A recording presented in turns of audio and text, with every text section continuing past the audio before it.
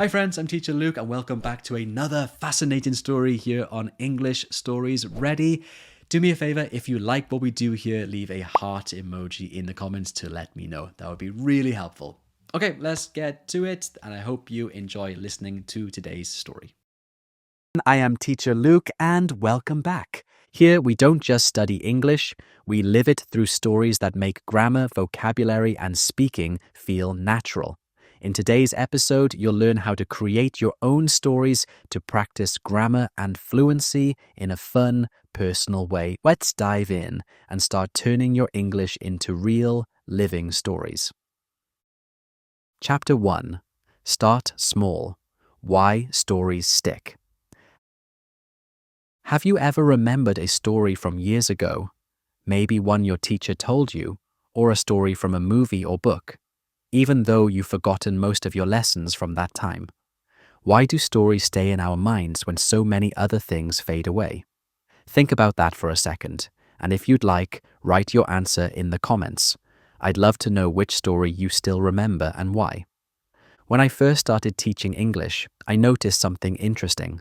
My students could memorize grammar rules, word lists, and sentence patterns. They could fill in blanks and complete exercises, but a few weeks later, much of that knowledge was gone. However, when I told them a story, even a simple one, something different happened. Weeks later, they could still recall the story almost word for word. They remembered the characters, the setting, the funny parts, the sad moments, and, without realizing it, they remembered the English too. That's when I realized one simple truth. Stories stick. Why do stories stick? Let's imagine two short lessons. In the first lesson, I say, today we'll learn the difference between say and tell. You say something, but you tell someone. In the second lesson, I tell this short story. Yesterday, my friend Anna said she was tired. I told her to go home and rest. She smiled and said, "You always tell me what to do." Now, which one do you think you'll remember better tomorrow? Probably the second one, the story. It has people, emotions, and something that feels real. When information is part of a story, your brain doesn't just receive it, it feels it. That's because stories don't only use your thinking brain, they also use your emotional brain. When we hear a story, parts of our mind that process emotion, movement, and even touch all light up. If I tell you a story about running through the rain, your brain might activate the same areas as if you were actually running or feeling the rain on your skin. That's powerful. Emotion creates memory. You've probably noticed this in your own life. Think of a strong memory, maybe a happy one, like a birthday, or a sad one, like saying goodbye to someone you care about. These memories stay with us because they are connected to emotion. The same thing happens when you learn through stories. The emotional connection makes the English more memorable. When you laugh during a story, your brain releases chemicals that strengthen memory. When you feel empathy for a character, your attention increases.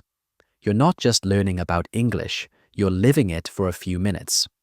That's one of the reasons I started using storytelling in my English classes. I wanted my students not just to study English, but to experience it. Start small. Now, you might be thinking, but Luke, I can't tell big, exciting stories like you. Here's my advice. Start small. You don't need to write a novel or tell a 10-minute story. You can start with something as simple as a short memory, a daily event, or a funny experience. For example, try this. Yesterday I was late for work. I ran to the bus stop, but the bus drove away. A man next to me said, "You just missed it." I laughed and said, "Story of my life." That's a story. It's short, simple, and easy to remember. But it teaches you real language, things people actually say in daily life. When you start small, you build confidence. You learn how to express time, emotion, and reaction, all the things that make a story alive. And when you practice small stories often, your English grows naturally. You learn grammar, vocabulary, and pronunciation, but in context. The science behind it. When you listen to a list of words, for example, apple, blue, train, window, your brain tries to store them in short-term memory. It's like putting papers on a desk. You can keep a few there, but if there are too many, they fall off. Now, if I tell you a story using the same words, I was eating an apple on a train, looking out the window at the blue sky, your brain does something different. It connects the words together. It doesn't just remember 4 words, it remembers a picture. That's how memory works. It loves connection. Stories create those connections naturally. That's why, when you learn English through stories, you don't have to force yourself to memorize vocabulary. You remember it because it's part of something meaningful. How storytelling changes the classroom. When I began using stories in my lessons, something magical happened. My students became more confident. They started to speak more, not because they suddenly knew every grammar rule, but because they had something to say instead of thinking, "What's the right tense?" They thought, "What happened next?" I remember one student, a quiet girl named Maria. She was shy and rarely spoke in class. But one day, I asked everyone to tell a short story about an embarrassing moment. Maria hesitated, then began.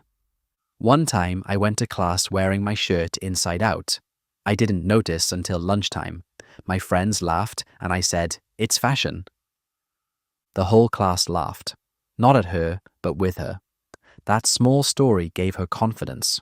From then on, she spoke more often and even began writing her own short stories in English. That's the power of storytelling. It builds confidence, connection, and curiosity. 3 things every language learner needs. Memory is emotional, not logical. As teachers, we sometimes focus too much on logic. We say, you must learn this rule, this pattern, this structure. But language is emotional first, logical second. Think about how you learned your first language. You didn't start with grammar books. You started with stories. Bedtime stories, cartoons, family conversations. You listened, felt, imagined, and repeated. That's the same process we can use as adult learners. When you hear stories in English, you're training your brain to think in English. You start to connect words not through translation, but through meaning and feeling. And here's the best part. When you remember how a story made you feel, you remember the English too. Stories as a tool, not a test. Sometimes students tell me, "Luke, I love listening to stories, but I'm not sure it helps me speak better." I always reply, don't just listen, use the stories. Here's how. Listen to a short story in English. Retell it in your own words, even if you forget details. Add 1 or 2 sentences from your own life that connect to it. This simple exercise trains your memory, speaking fluency, and creativity at the same time.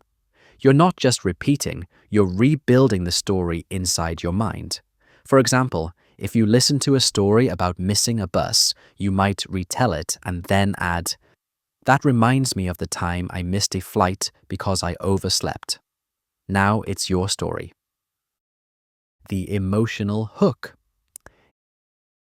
In psychology, there's a term called the emotional hook. It means the moment in a story that makes you care. Maybe when the main character faces a challenge or when something surprising happens. When you care about what happens, your brain pays attention. That's why boring lessons disappear from memory, but meaningful stories stay. When you tell your own stories in English, you create that same emotional hook for yourself. You're not just practicing English, you're connecting it to your life. My own story as a teacher. It was my first year teaching in South Korea. I had a class of university students who were smart but not very motivated. Every day, I gave grammar lessons and vocabulary lists. They were polite, but their eyes looked tired. One day, by accident, I told a story.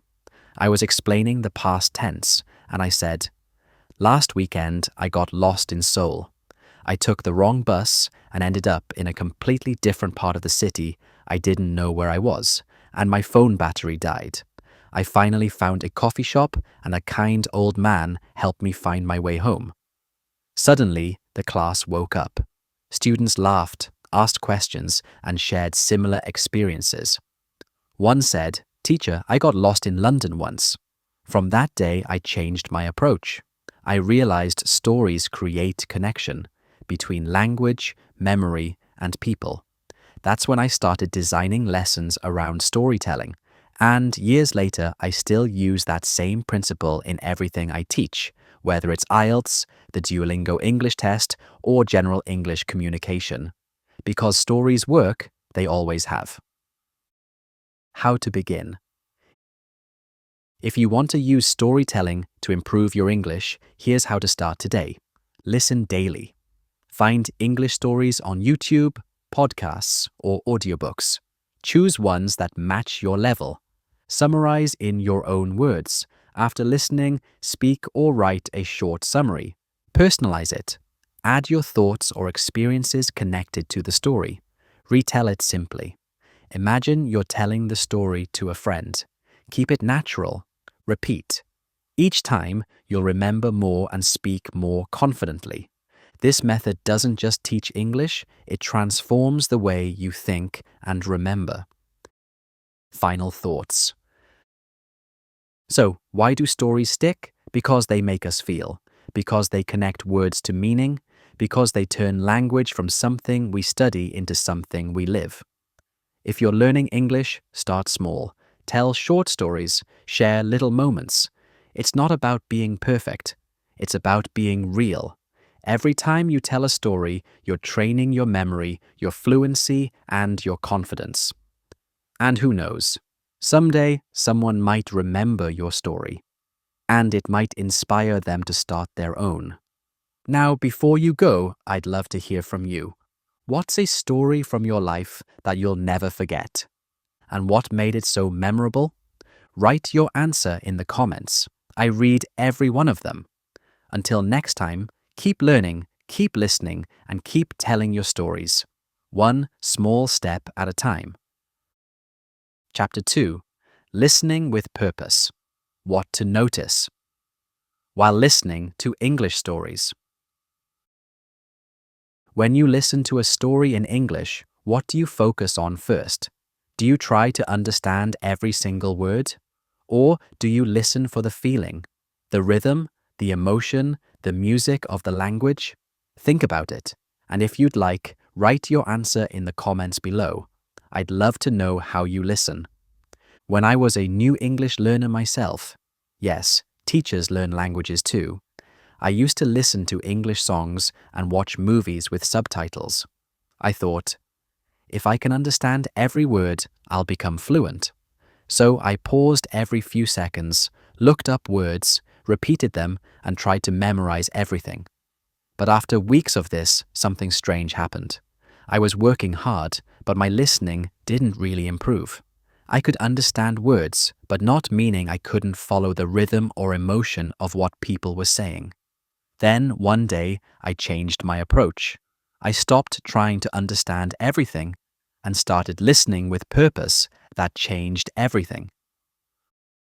What it means to listen with purpose. Listening with purpose means that instead of trying to catch every word, you listen for what's important. You focus on 3 key things: tone, how something is said; rhythm, the natural flow of the speaker's voice; and vocabulary, in context, how words are used in real sentences, not in isolation.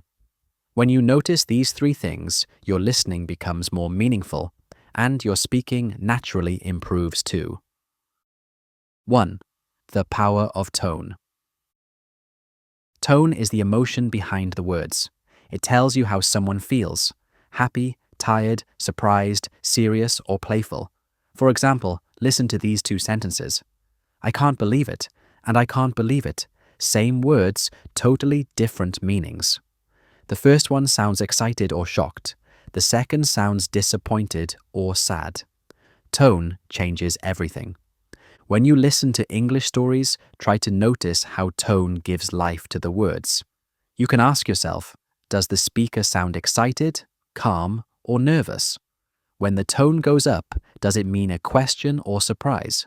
When it goes down, does it mean something serious or final? If you can feel the tone, you'll understand the story better, even without knowing every word. In real life, this helps a lot. Imagine someone says, fine. If they say it in a flat, cold tone, it might mean, I'm not fine. If they say it brightly, it means, I'm okay. So, listening for tone doesn't just improve your comprehension, it improves your connection with people. 2. The music of English, rhythm. Every language has its own rhythm, its own beat.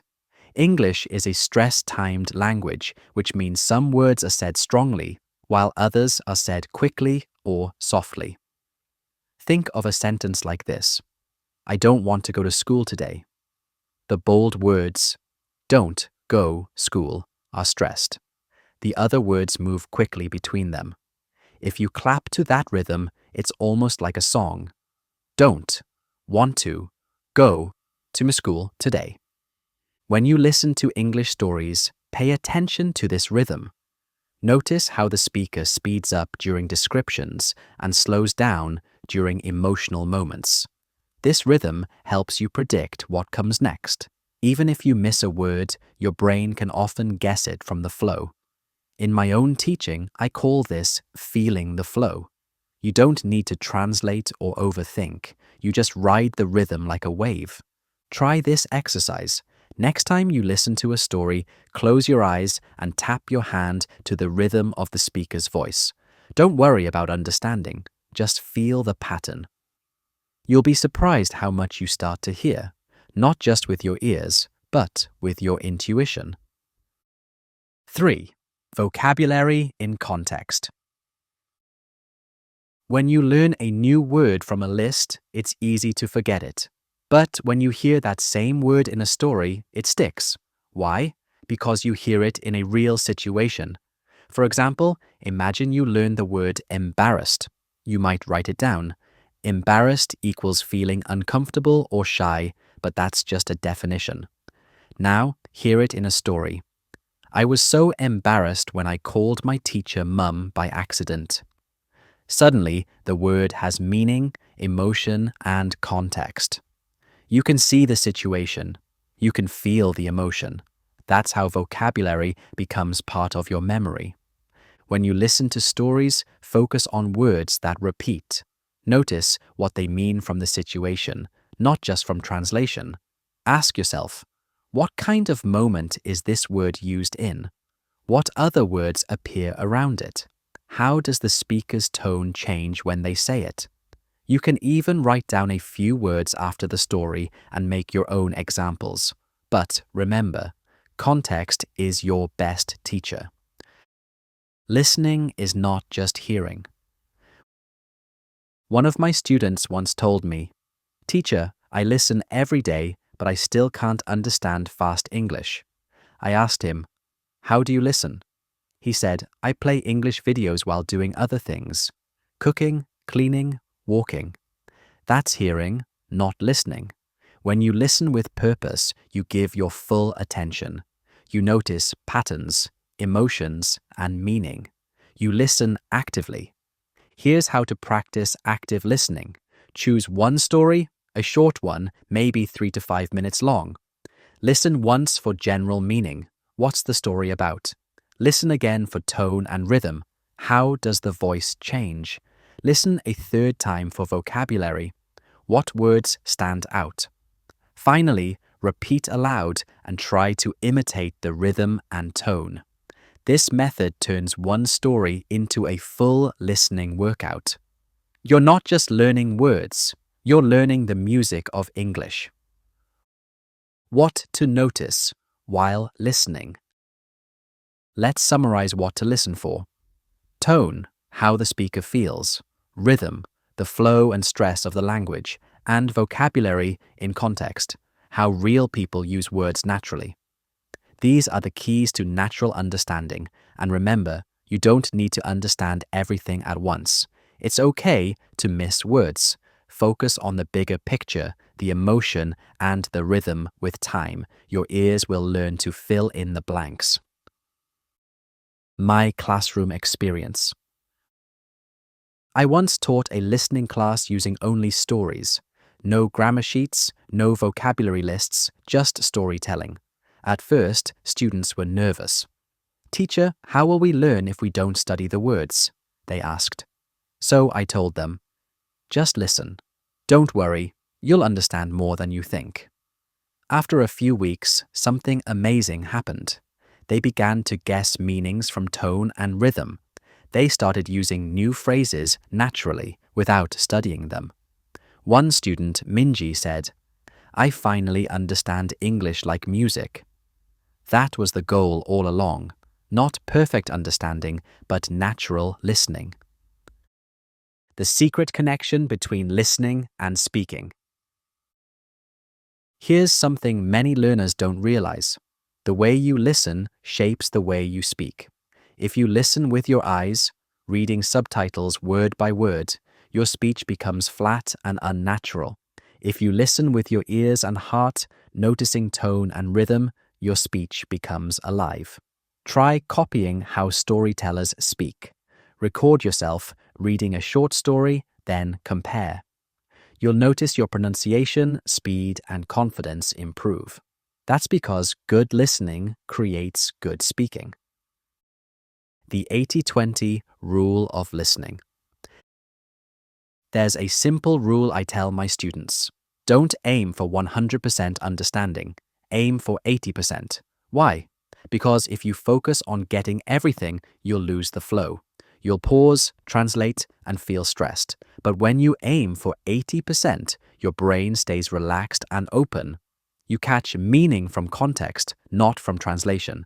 That's how real-world listening works.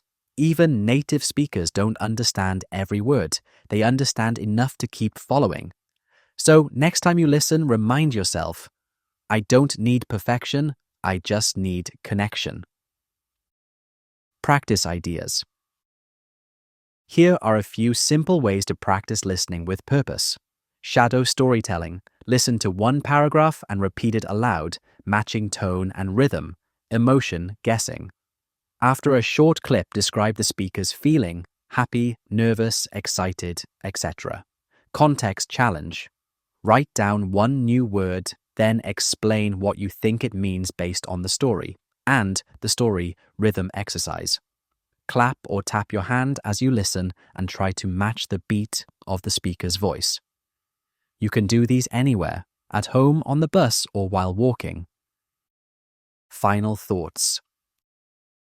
Listening to English stories isn't just about understanding words, it's about feeling them. When you listen with purpose, noticing tone, rhythm, and vocabulary in context, you train your ears and your emotions at the same time. You stop being a passive listener and become an active learner. And the best part? You start to hear English the way it's truly spoken, alive, expressive, and full of meaning. So next time you press play on an English story, don't just listen for the words. Listen for the rhythm. Listen for the emotion. Listen for the story beneath the story. Now I'd love to hear from you. When you listen to English, what do you notice first? The words, the tone, or the rhythm? And which one do you find hardest to catch? Write your answer in the comments.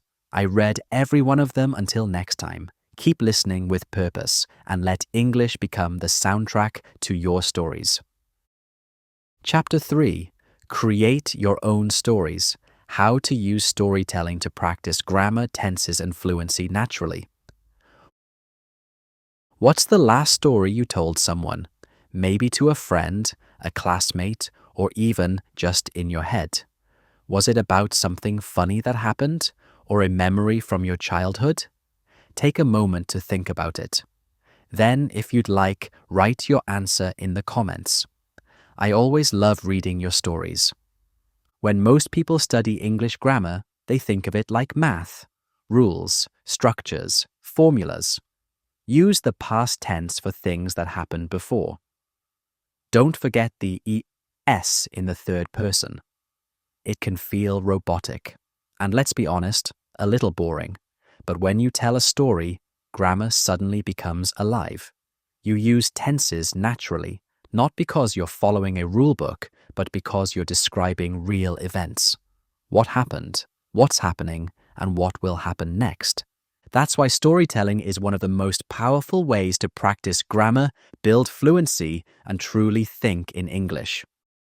Why storytelling works for grammar. Let's start with a simple truth. Grammar isn't about memorizing rules. It's about expressing time and meaning. Think about this example. I go to the gym every day. Present. I went to the gym yesterday. Past. I'm going to the gym tomorrow. Future. You can learn these from a grammar chart, but they come alive when you tell a story. Yesterday I went to the gym, but it was closed, so I ran around the park instead. Today I'm still tired, and tomorrow I might just stay home. In that one short story, you've used past, present, and future without even trying. That's the magic of storytelling. Grammar becomes natural because it serves the story. The 3-time technique: past, present, future. When I teach students to tell stories, I often use what I call the 3-time technique. It helps you move naturally through the past, present, and future. Here's how it works. Start in the past. Describe what happened. Last weekend, I went hiking with my friends. Move to the present. Explain how you feel about it now. I'm still a bit sore, but it was such a great experience. Look to the future. Say what you'll do next. Next time I'll bring more water and maybe better shoes. This structure mirrors real conversation and helps you use tenses naturally. Try it now. Think of a simple event, maybe your last trip, meal, or study session, and tell it in 3 parts. If you do that often, you'll train your brain to switch tenses automatically, just like a native speaker. Storytelling for sentence variety. Stories also help you avoid one of the biggest fluency problems: repetitive sentences. Many learners say things like, I went to the park, I saw my friend, we talked, we ate ice cream. That's fine, but it sounds like a list, not a story. Now, look at how storytelling adds variety. Yesterday, I went to the park, and to my surprise, I saw my old friend Emma sitting on a bench. We hadn't met in years. We spent the afternoon catching up and laughing over ice cream, just like in the old days. Same information, but more natural. Why? Because storytelling pushes you to use linking words, emotions, and different sentence types. You move beyond and then into real storytelling flow. How storytelling builds fluency. When you tell stories out loud, you're doing 3 things at once: thinking in English, organizing ideas, and speaking continuously. That's exactly what fluency requires. Fluency isn't about speaking fast, it's about speaking smoothly, connecting your ideas without long pauses or translation. Storytelling gives you that rhythm, because when you focus on what happens next in your story, you stop worrying about mistakes. Your attention shifts from grammar to communication, and ironically, that's when your grammar gets better, because it's used naturally, not forced. Start simple, everyday moments. You don't need to invent fantasy worlds or dramatic stories. Start with small, everyday moments. Here are some examples. This morning, I spilled coffee on my shirt before class. My neighbor's cat always waits outside my door. Last night, I tried cooking something new. It didn't go well. These short stories are perfect for practicing. Past tense verbs. spilled, tried, waited. Connectors, before, so, because. Natural expressions. It didn't go well. I ended up. The best part? You can make one every day. Tell a 30-second story to a friend, write it in your journal, or record it on your phone. The grammar behind the scenes. Here's a little secret. Every story has a grammar rhythm. Let's look at a simple one. I was walking to the store when it started to rain. Luckily, I had an umbrella, but my shoes got wet. In just one line, you've practiced. Past continuous was walking. Past simple started, had, got. Conjunctions when, but. Without any grammar exercise, you've already mastered tense transitions, something many learners struggle with in textbooks. That's the beauty of storytelling. Grammar becomes invisible, but it's always working. Practice exercise, the yesterday story. Here's an activity I give my students. Try it today. Write or record a 1-minute story about something that happened yesterday. Use at least 3 tenses: past, present, and future. Include one linking phrase, like, however, so, because, after that. Example: yesterday I missed my bus to work, so I had to walk for 20 minutes. It was cold, but I listened to a podcast while walking. Today I feel a bit tired, and tomorrow I'll definitely wake up earlier. This short, natural routine gives you daily grammar and fluency practice, and it's much more fun than doing worksheets. Storytelling and emotion. Here's something fascinating. When you tell a story that matters to you, grammar becomes easier. Why? Because your brain focuses on meaning, not form. You're emotionally connected to what you're saying, so your words flow more naturally. That's why I always encourage students to tell personal stories, even small ones. When emotion enters the story, fluency follows. For example, I remember my first day in a new country. I was nervous, excited, and completely lost at the airport. That line has grammar, emotion, and rhythm all in one. When grammar and emotion work together, learning accelerates. Add dialogue to your stories. Another great trick is to include dialogue. Instead of saying, I told my friend I was tired, you can say, I said, I'm so tired, and my friend replied, then take a break. Dialogue helps you practice reported and direct speech. Intonation, how your voice rises and falls. Natural conversation rhythm. Plus, it makes your story more engaging and alive. If you're recording stories to practice speaking, try adding short conversations inside them. It trains both your grammar and pronunciation. The magic formula: G plus E plus F. I often tell my students that good storytelling combines 3 things: G, grammar; E, emotion; F, fluency. Grammar gives your story structure. Emotion gives it heart. Fluency gives it flow. When you mix all 3, your English becomes expressive, accurate, and confident. You don't need to chase perfection. Just focus on balance. Tell your story clearly with feeling and let grammar follow naturally. My classroom story.